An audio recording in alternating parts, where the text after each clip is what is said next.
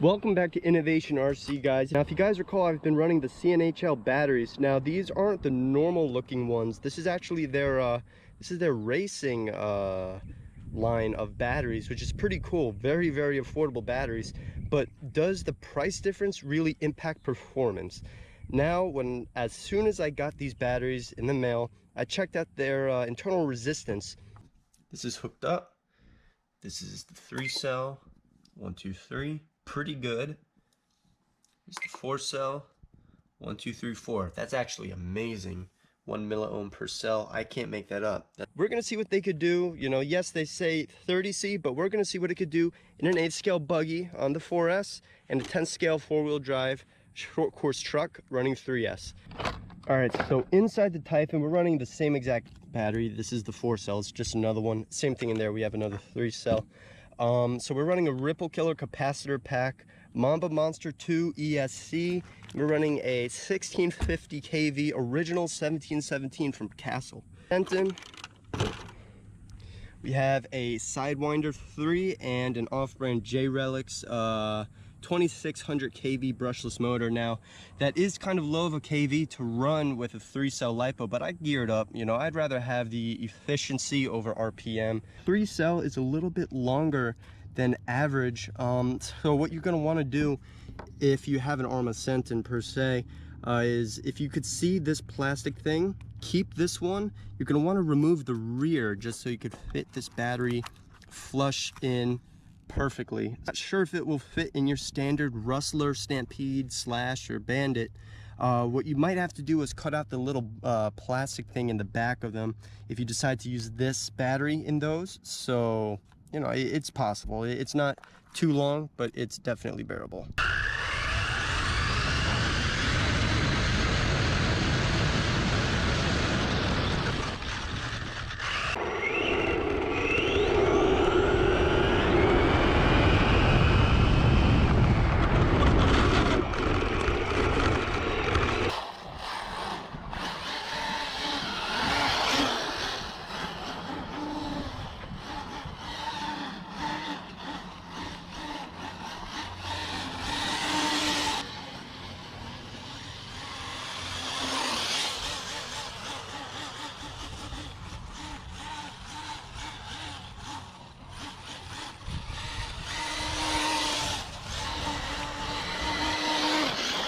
Oh, damn.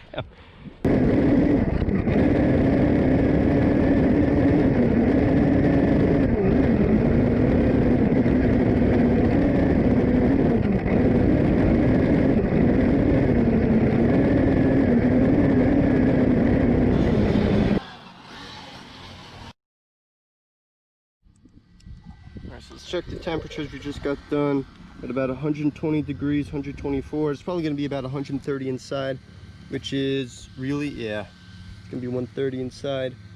Now, it's probably going to be a little bit less of what you really want to be at, but we just got done with the battery. Everything actually performed very well.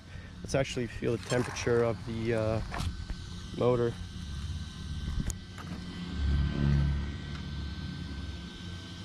$150, and we just got beating the literal piss out of this. So now I do understand that when you get, let's say, an 8-scale buggy, now you do, and what you should use is at least 40C, but this, it can handle what it could dish out, which is pretty amazing. The internal resistance is very low, so the battery is able to just give out more. So the 4S battery passed the test. We didn't even use the second one. This was probably about 20 minutes of runtime. Now we're going to see what we can do with the Senton.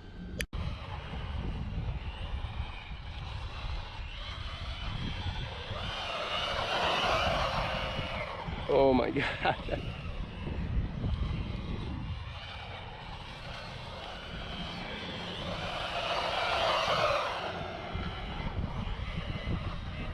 It's very difficult to drive.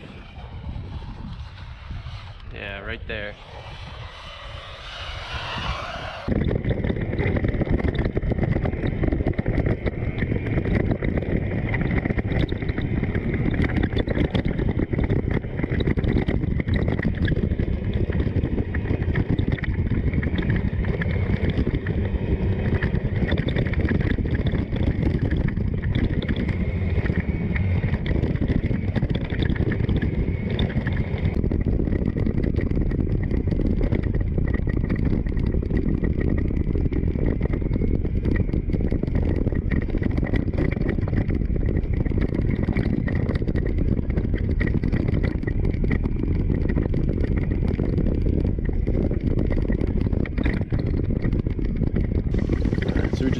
running it 110 degrees, so it's maybe 115, 120 inside.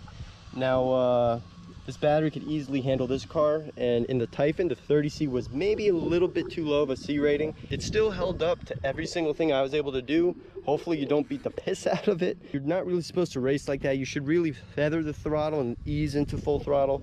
Then in there, I'm pretty sure the motor's gonna be hot. Yeah, 166. Little did I know it's a knockoff motor, so whatever.